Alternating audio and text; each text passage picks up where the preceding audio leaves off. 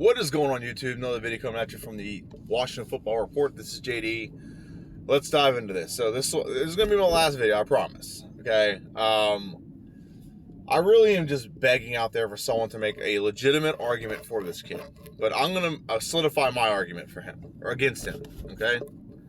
Not like against him, like I don't like him. I mean, he comes a Washington football team player. I mean, I'll embrace him, and he'll be a quarterback of the future. And I just hope he does well, but I really just don't think he will. I don't think he will. I think he can be good. It's just my biggest qualm is that he's not a first rounder, and people think he is.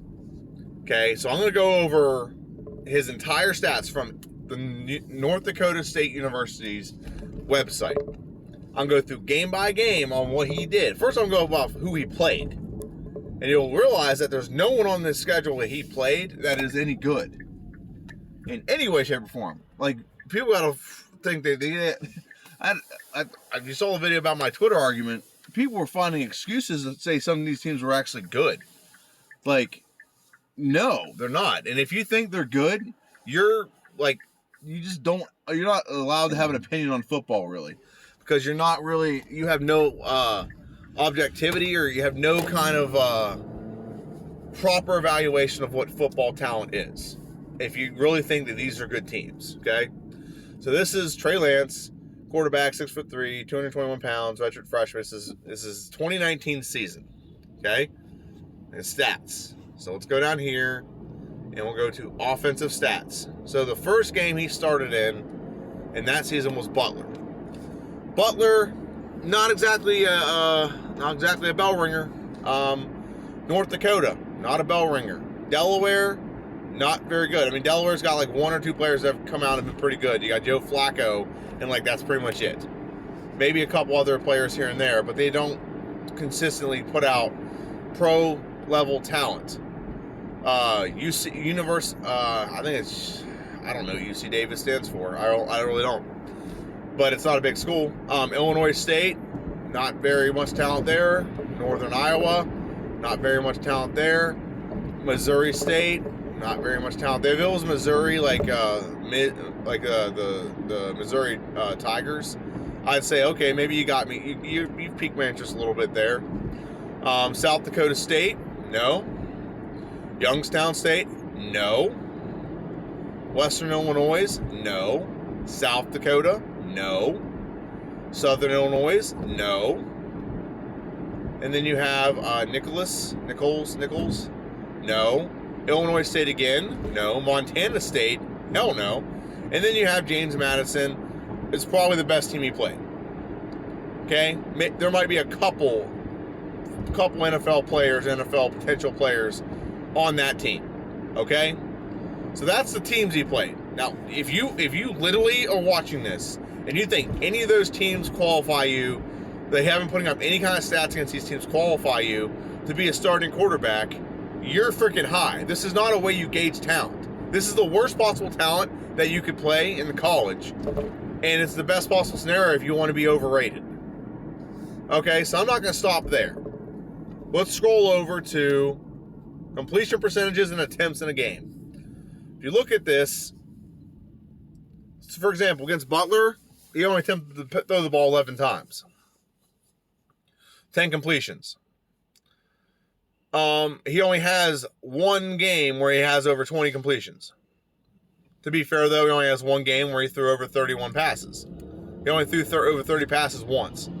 This is not an endorsement for the NFL. You have games where he's completing single-digit completions, and one of them is a damn national championship game. Okay, so let's look at this. 10 of 11. Okay, that's a good completion percentage, but I guess you're not really the reason that the team's winning. You're not throwing the ball that much.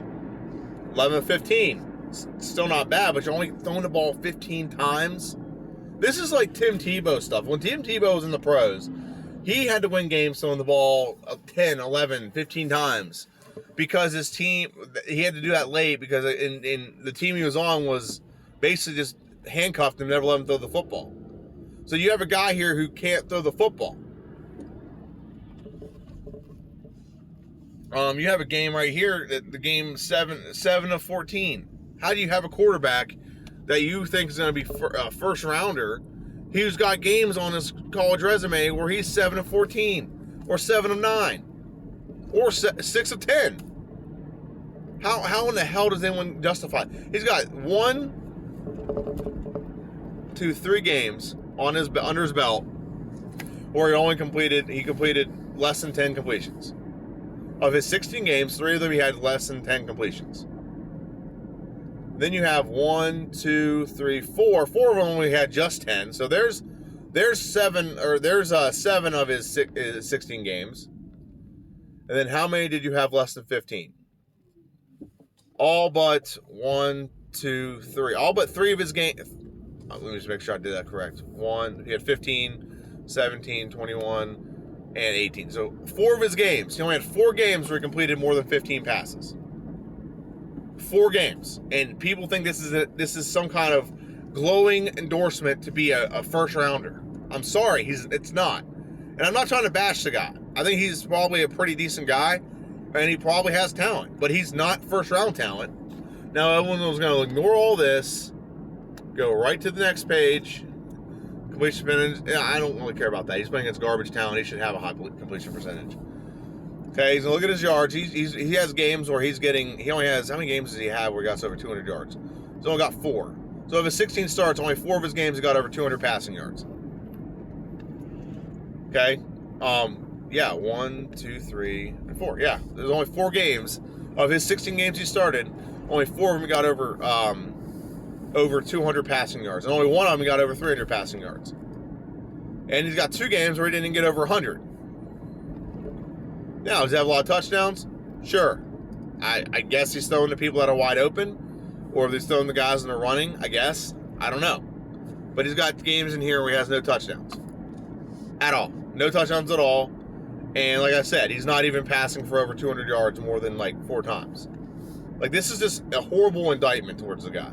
I mean, I'm not trying to like bash him and rub it in or whatever. I mean, it sounds like I am. But I just really need to get people to understand that he's not as good as you think. Look at this.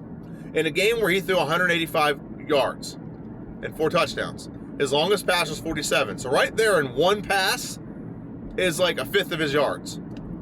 It's a fourth. I'm sorry, it's a fourth of his yards. That's not an endorsement. It's like the other game whenever he had a game right here, 62 yards. One of his longest passes was 24 yards. So that's of the 7 completions in the 62-yard game, 24 of them came off one pass. That's not good. And then if you look at this, and this is where people are going to be like, well, this is where he's a better player. Okay, he's got rushing yards. Guys can't tackle him because he's playing the garbage talent of the college football, the worst talent you could possibly play in a college football schedule. That's why he's got all these yards. 5 rushes for 116 yards. Because they can't tackle him. And let's go a little further. And look at that. 61 of those, half those yards are on one rush. 16 rushes for 95 yards. 35 of those are on one rush. 6 rushes for 20. It's just, I'm not trying to like really, I really sound like I really hate this guy. I don't hate this guy. But I'm just being honest here. This is just me, be bluntly being honest. How do you look at this? Look at all these numbers and not understand that he is not a first-round talent. Okay? He has potential. There's definitely signs of potential. But he is not a first-round talent. He's not throwing the ball enough to be considered a first-round talent. If he threw the ball like 30 times a game and was completing like 60% passes all the time and having over 300 passing yards all the time with like no interceptions all the time, I could get on board with this. I can understand some things. But I showed you stats on the last video of Kyle Trask. If I went game by game with Kyle Trask, he's averaging 360 yards a game. This clown doesn't have one game where he's over 360 yards. Not one. In more games, he doesn't have one game where it's over 360 yards. Like, I wish, and I know it'll never happen, I really want to have a video talk with, like, Street Scores.